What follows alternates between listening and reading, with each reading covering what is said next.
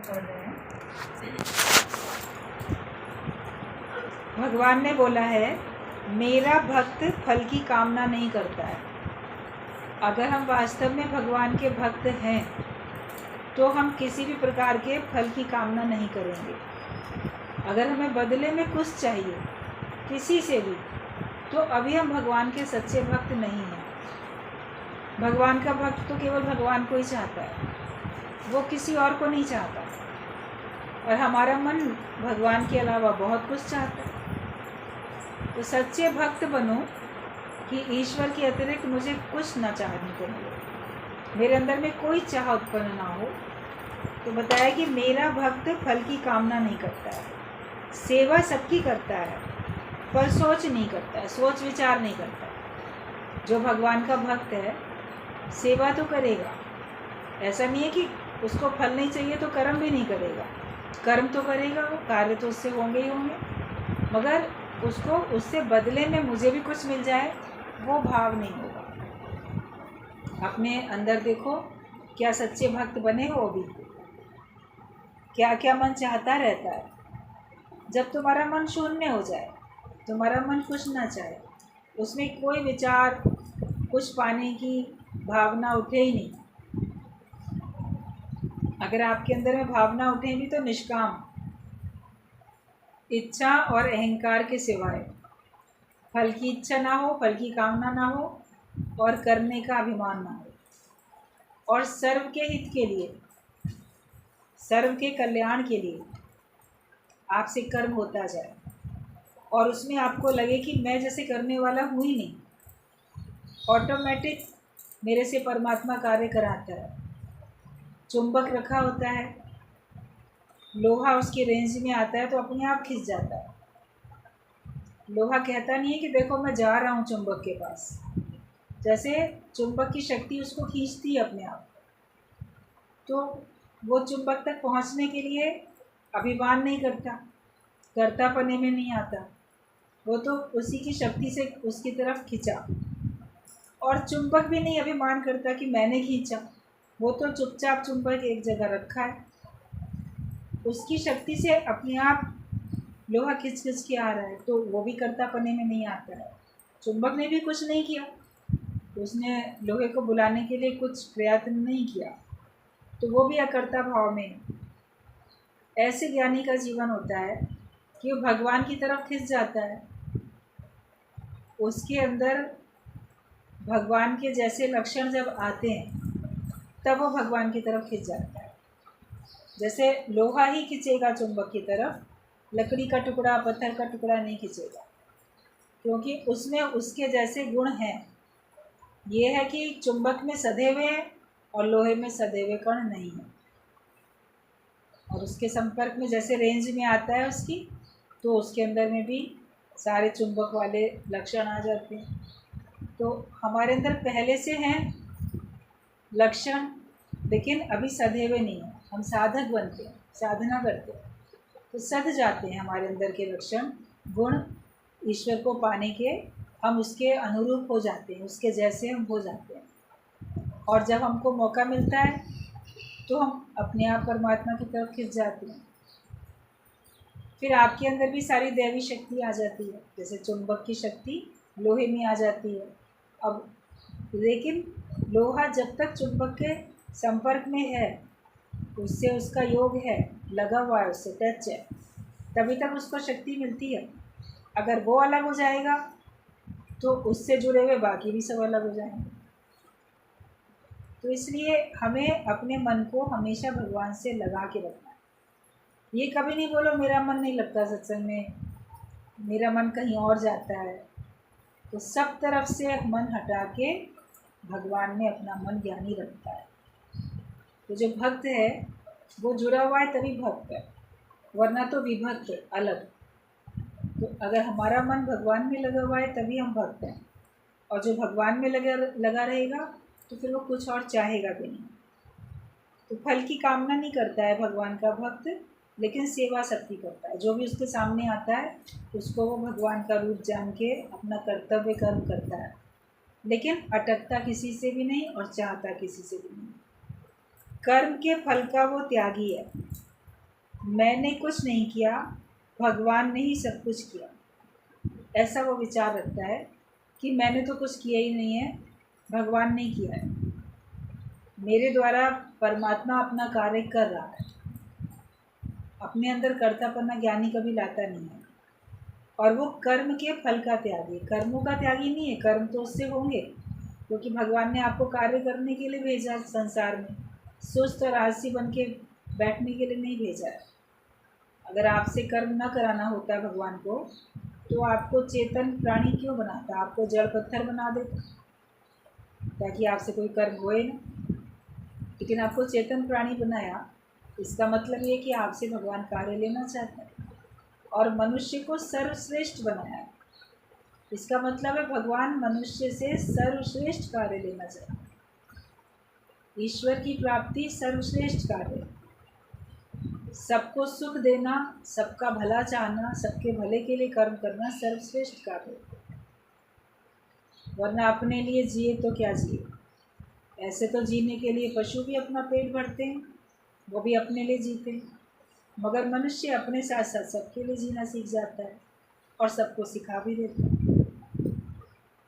भगवान का भक्त कभी ये नहीं कहता कि मैंने किया, वो बोलेगा भगवान ने किया है। किसी में स्वार्थ नहीं रखता, इच्छा नहीं करता और शोक नहीं करता। अगर आप भगवान के भक्त हो तो देखो, क्या आपने किसी में कोई इच्छा रखी है? किसी में भी कोई सी प्रकार की इच्छा आपके बंधन का कारण है। इसलिए कोई भी इच्छा किसी से भी नहीं करो, अपना कर्तव्य कर्म करो बस केवल, बाकी पलट के किसी से कुछ नहीं चाहो, और स्वार्थ किसी में नहीं रखो, निस्वार्थ भाव से सेवा करो। संसार में लोग स्वार्थ के कारण करते हैं, इसकी सेवा करूं तो बदले में ये मिलेगा। जब आपने सेवा की, मदद की, मगर अंदर में स्वार्थ था, तो वो मदद सच्ची थी ही नहीं, वो सेवा सच्ची थी ही नहीं। अगर स्वार्थ रहित होकर आपने किया होता तो आपको उस कर्म को करने में आनंद आता, लेकिन आपको वो कर्म करने में आनंद नहीं था, एक इंतज़ार था कि मैं ये कर रहा हूँ, इसका फल मुझे कब मिलेगा, ये व्यक्ति इसका फल मुझे कब देगा। मजदूर मजदूरी करता है, कर्म करता है, उसको ये कि शाम होगी तो जिसके घर में मजदूरी कर रहा हूँ, दिहाड़ी पे पहुँचा हूँ, वो मुझे मजदूरी देगा। आज ना ये कर लो, मुझे इतनी मजदूरी मिलने वाली। तो उसके दिमाग में तो मजदूरी नाच रही है, तो कर्म तो वो कर रहा है, मगर वो सेवा थोड़ी कही जा रही। वो तो फल के लिए करता है, पैसों के लिए करता है, ना जीवन चलाने के लिए। वो उसका कारोबार है, रोज़गार है वो उसका, तो वो सेवा नहीं है। सेवा होते हुए भी वो सेवा नहीं है, क्योंकि वो बदले में कुछ चाह रहा है। तो भगवान का भक्त कुछ इच्छा भी नहीं करता और स्वार्थ रख के कोई काम नहीं करता। ये लोग मेरे को थैंक यू बोलें, मेरा नाम करें, बदले में मेरा भी काम करें, समय पे मेरे भी काम आए, ये सब भाव नहीं रखता। वो ये जानता है कि भगवान को अगर मेरे लिए कुछ करना होगा तो किसी भी रूप में करेगा, किसी भी रूप में आके करेगा। अभी गुरुजी की वाणी चल रही थी कि प्रेम बना के रखो, स्वार्थ नहीं रखो। धन दौलत के लिए, प्रॉपर्टी के लिए बंटवारा होते हैं, भाई भाई आपस में लड़ भिड़ जाते हैं। गुरुजी भी बात कर रहे थे, आप लोगों ने जिन्होंने भी ध्यान से सुना होगा, कि अगर परेशानी है आपको, आप ऐसे ही निकल जाओ, देखो तुम्हारी प्रारब्ध तुम्हारे पीछे पीछे आती है कि नहीं आती। किसी से मांगो कुछ भी नहीं, आप अपनी प्रारब्ध के ऊपर भरोसा रख के बैठो, भगवान पे भरोसा रख के बैठो और भगवान के कार्य में लग जाओ। कहा जाता है तुम भगवान का भजन करो, भगवान तुम्हारे भोजन की व्यवस्था अपने आप करे। तुम्हें अपने भोजन की व्यवस्था के लिए कुछ नहीं करना पड़ेगा, तुम केवल भगवान का भजन करो, भगवान का कार्य करो और कुछ मत सोचो।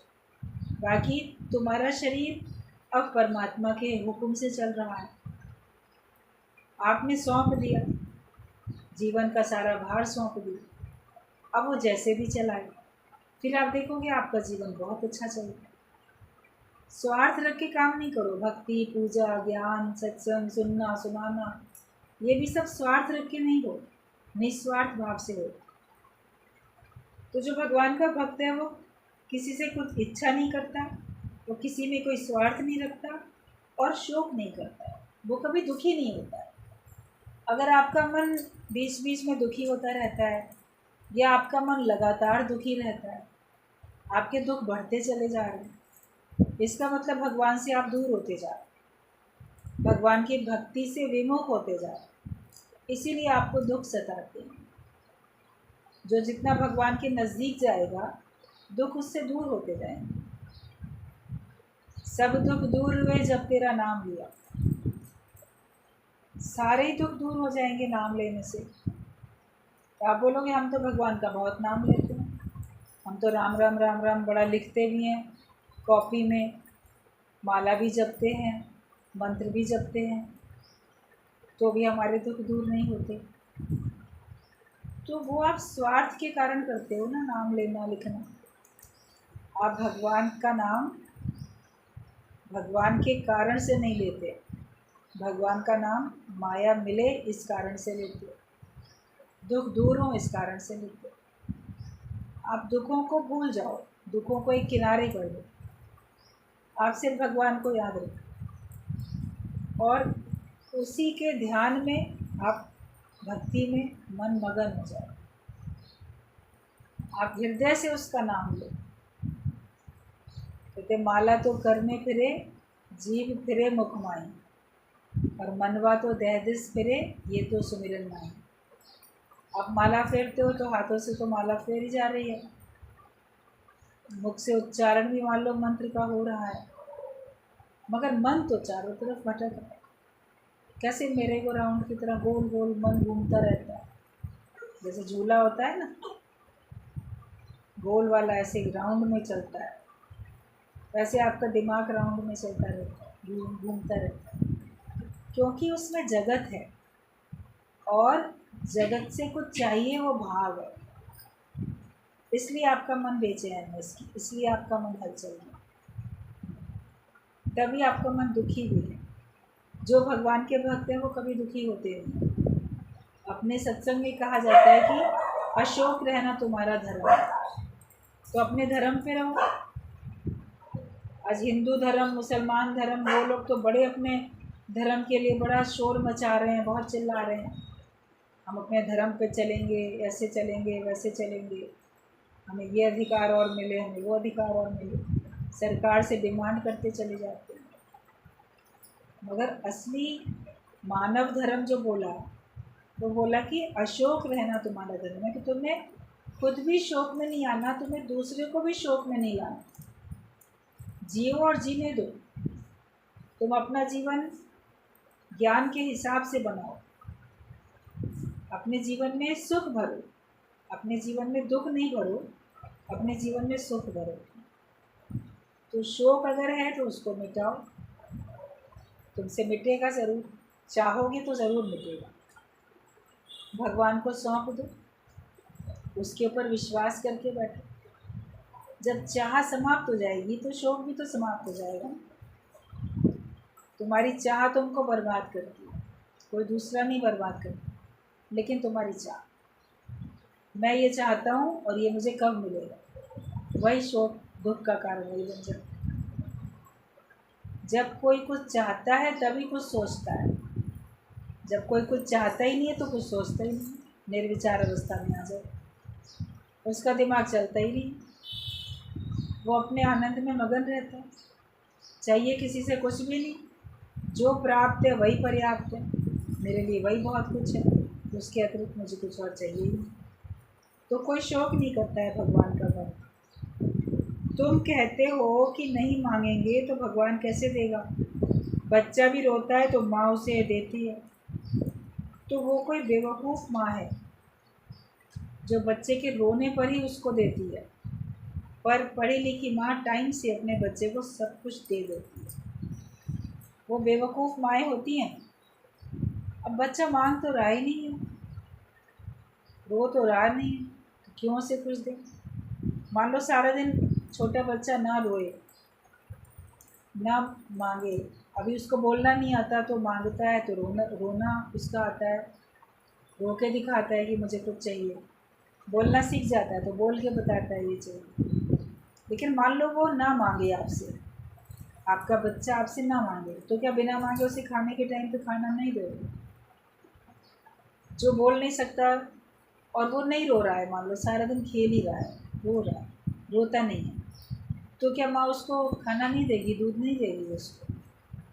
टाइम से देगी ना कि अरे नहीं 1 घंटा 2 घंटा 3 घंटा इतना घंटा बीत गया, इसको तो छोटा बच्चा है, थोड़ी थोड़ी देर में इसको कुछ देना है, अब खाने का टाइम हो गया, इसको कुछ देना है। तो उसके बिना रोए और बिना मांगे भी तो माँ देती है।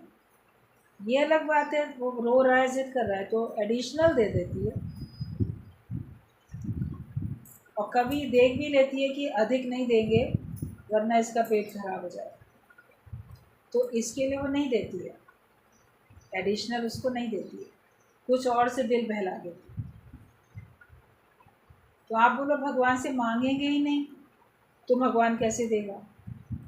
भगवान ऐसा थोड़ी है कि आपके भाग्य का रख लेगा, देगा नहीं, वो आपके भाग्य का आपको ज़रूर देगा।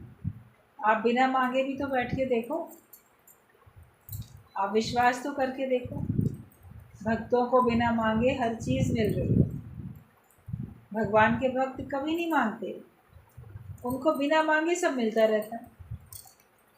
भगवान किसी भी रूप में आके उनको सुख दे के जाते हैं, उनकी आवश्यकता पूरी करते हैं, उनके मन की ख्वाहिशें पूरी करते हैं भगवान, और उनको इतना समर्थ बनाते हैं कि उनके द्वारा सबका भला होता जाता है।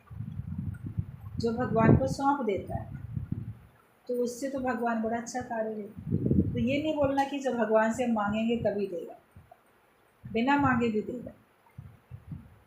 तो ये बात भगवान के लिए भी लागू है, इंसान के लिए भी लागू है कि बिन मांगे मोती मिले और मांगे मिले ना भी। मांगन ते मरना भला, ये सतगुरु की सी।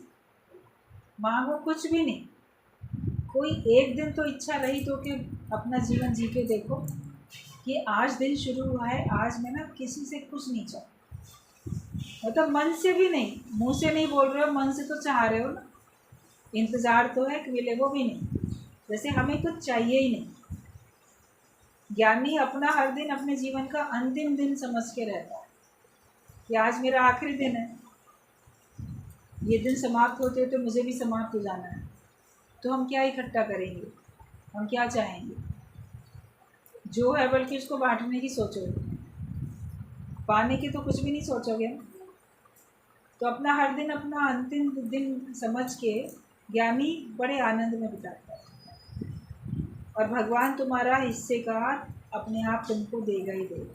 जैसे समझदार माँ जो होती है वो टाइम से अपने आप ही अपने बच्चे को सब कुछ दे देती है। जो नहीं मांगता उसको पूरा पूरा हक अपने आप ही भगवान देते हैं।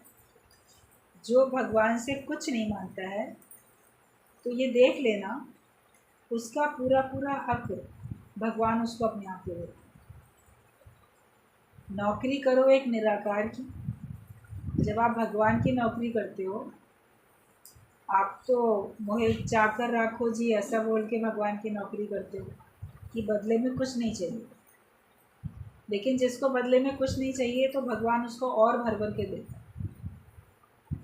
एक बार गुरुजी ने कहा, जैसे किसी के सामने एक प्लेट में टॉफ़ी रखी है या मान लो कुछ और रखा है, काजू रखे हैं, कोई भी चीज़ रखी है खाने की, तो वो प्लेट किसी के आगे हम रखेंगे ऑफ़र करने के लिए, तो उसमें से वो एक टॉफ़ी उठा लेगा या एक काजू उठा लेगा, एक एक पीस उठा लेगा। लेकिन अगर आएगा कि भगवान दे, तो हो सकता है भगवान पूरी मुट्ठी भर के तुमको दे दे। ज़रूरी नहीं है कि एक ही दे तुमको, अधिक भी दे सकता है। और अगर आप बोलो कि हमें कुछ नहीं चाहिए, हम ऐसे ही सेवा कर रहे हैं, तो भी तो भगवान हमको भर भर के देंगे। जितना आपने सोचा नहीं होगा उससे अधिक भी आपको मिल जाएगा, क्योंकि आपने परमात्मा का हृदय प्रसन्न कर दिया अपनी सेवा से। अगर आपसे कोई खुश होता है तो एडिशनल आपको इनाम मिल जाए।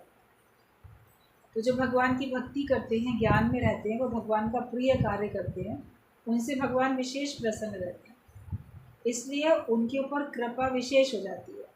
उनकी प्रारब्ध का मिलता है, उनकी प्रारब्ध और अच्छी हो जाती है, और उनको जितना चाहा नहीं था, सोचा नहीं था कभी, उतना भी उनको सब अच्छा सुंदर जीवन बनता है, सुखद उनको ऐसा फल मिल जाता है।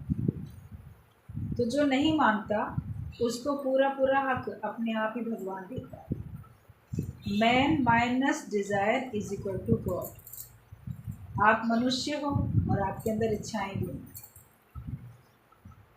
लेकिन आप मनुष्य हो, आपने अपने अंदर से इच्छाओं को माइनस कर दिया,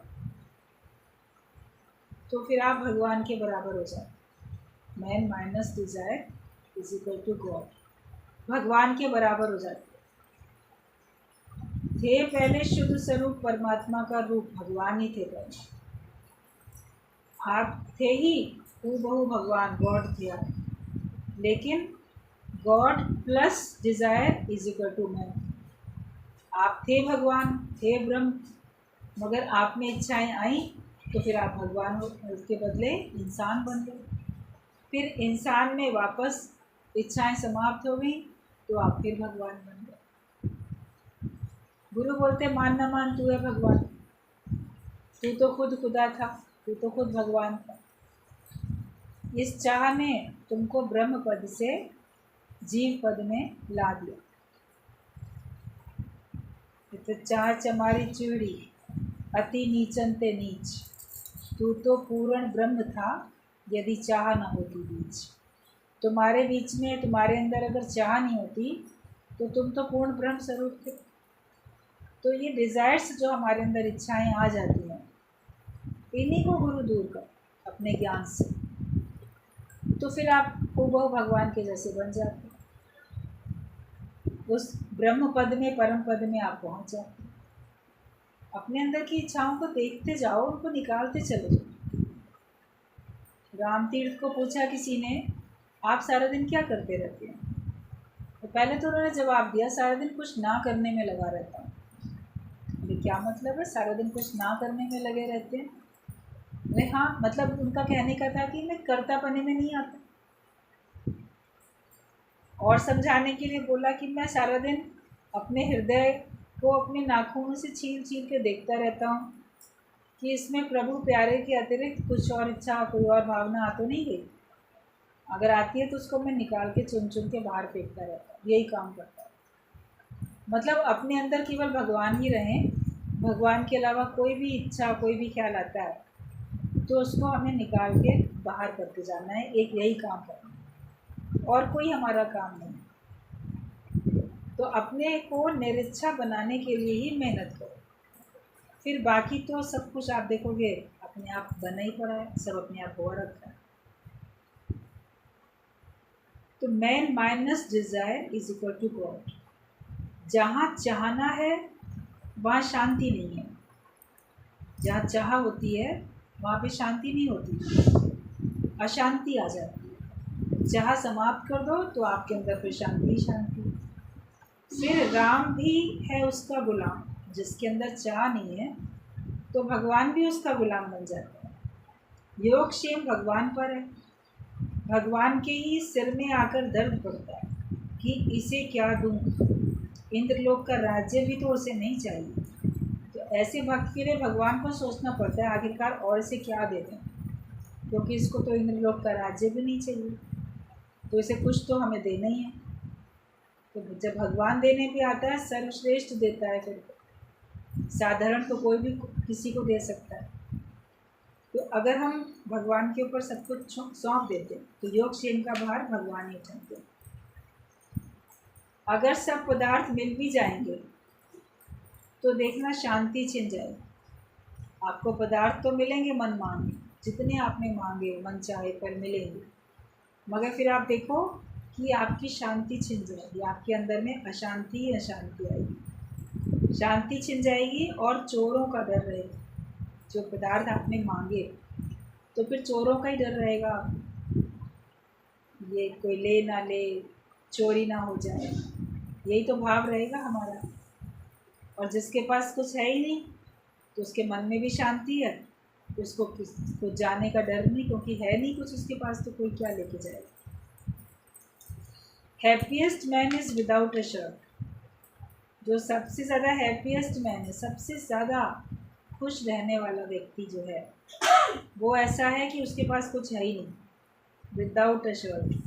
मतलब उसके पास पहनने को समझो एक कमीज़ भी नहीं है, इतना गरीब है, मगर फिर भी वो खुश है।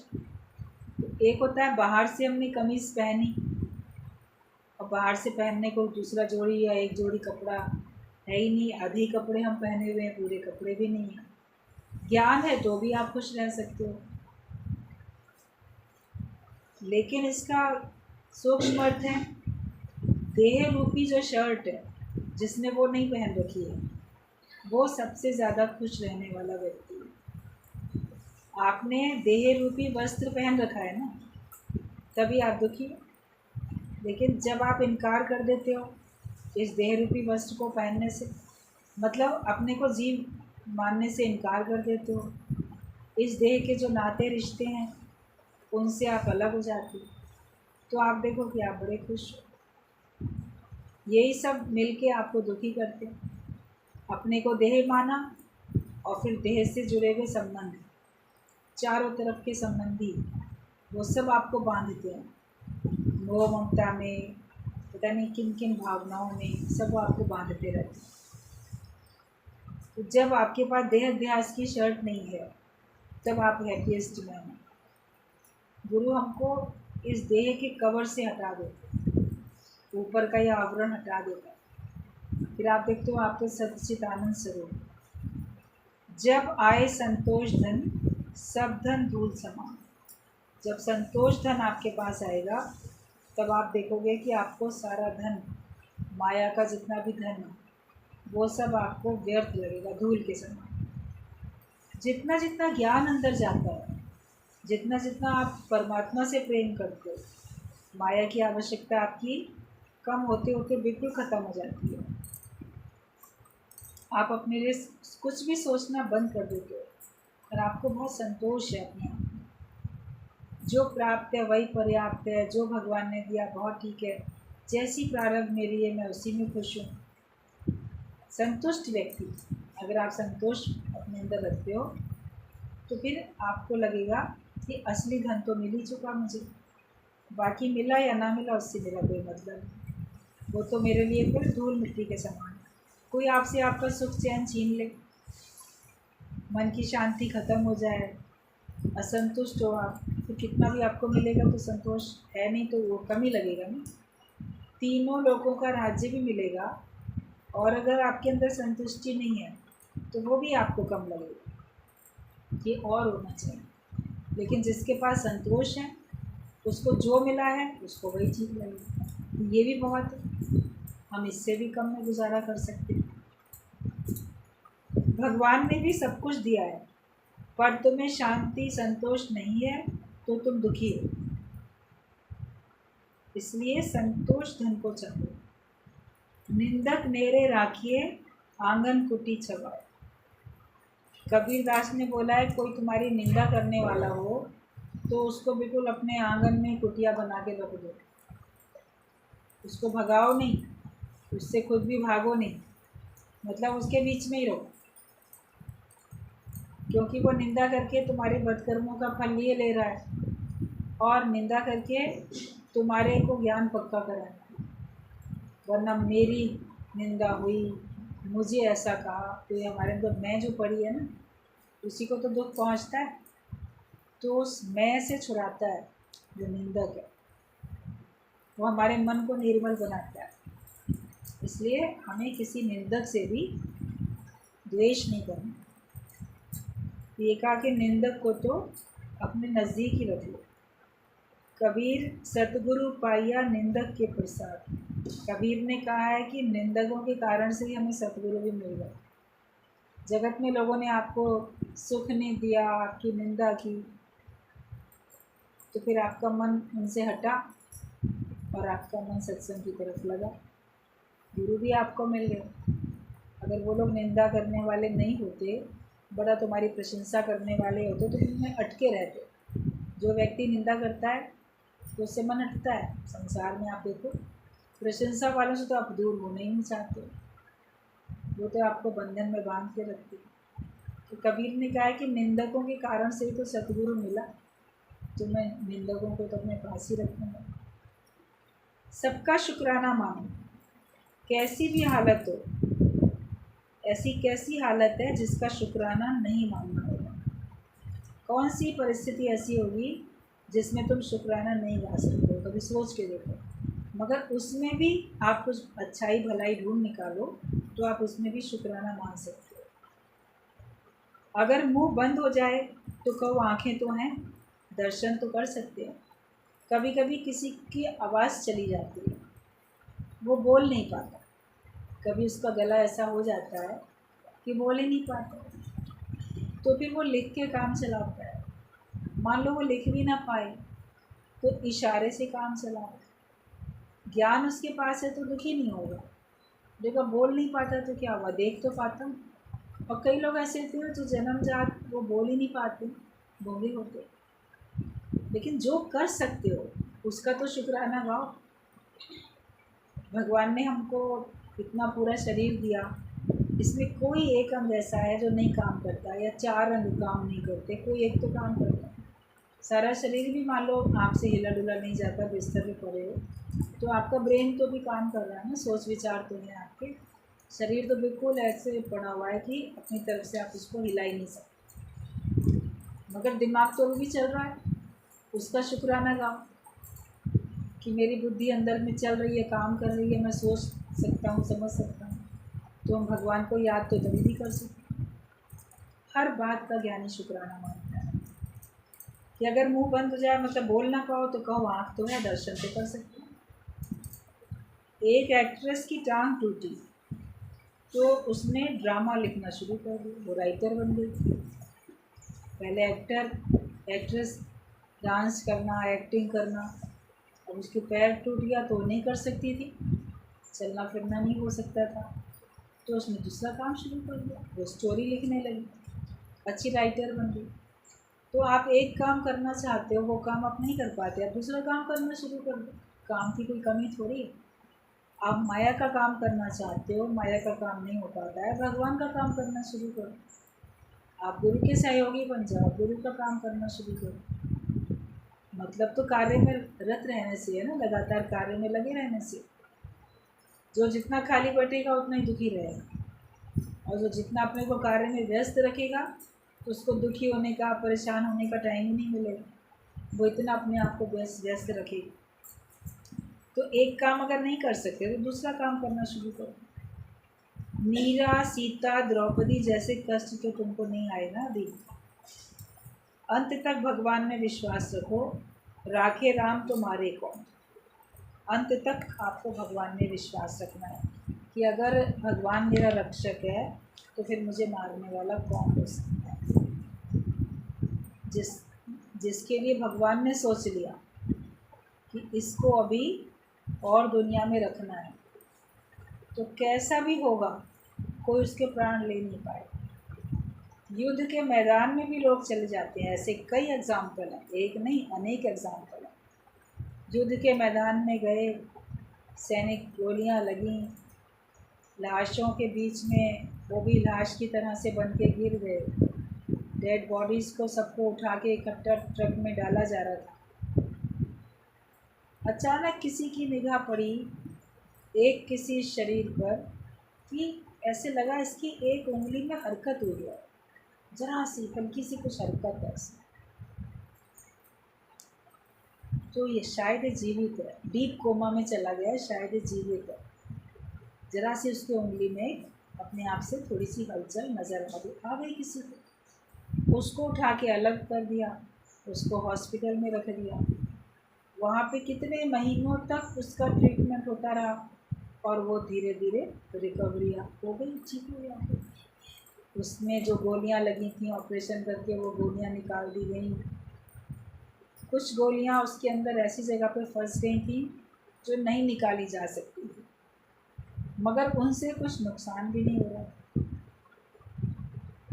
तो ऐसा व्यक्ति भी भगवान ने चाहा तो वापस जीवित हो गया।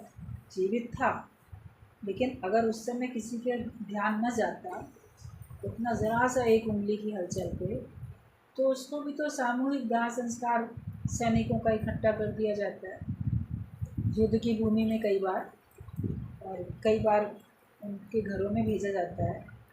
और ऐसे कई बार होता है कि इकट्ठा ही कर देते हैं। तो अगर भगवान ने बचाना चाहा तो प्रभु भावे तो बिन सांस राखे, ऐसे भी केसेस देखने में आए।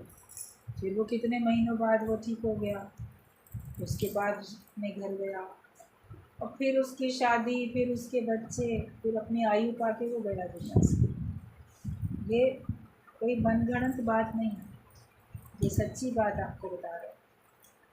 तो और इस तरह के अनेक केस, तो अगर भगवान जिसको रखना चाहते हैं तो उसको कोई मिटा नहीं सकता, और जब भगवान की ओर से ही बनाती है बात तो उसको कोई बचा नहीं सकता है।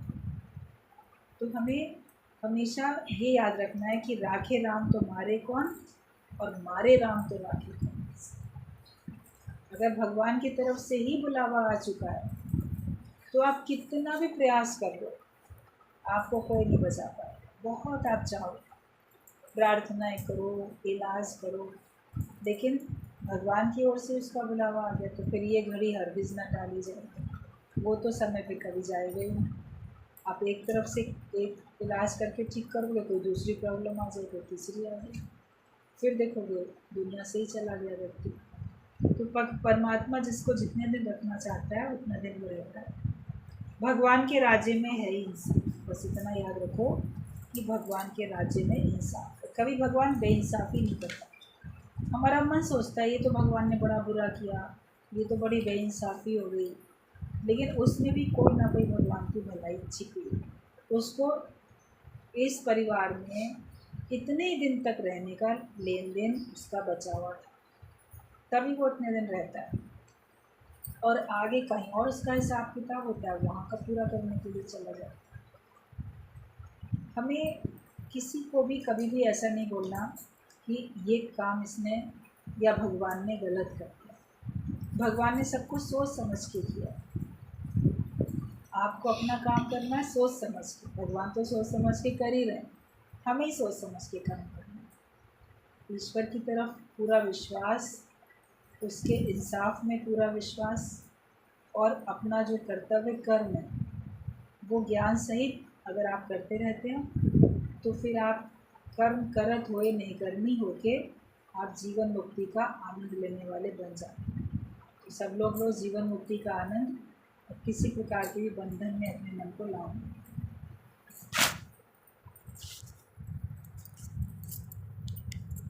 क्या समझ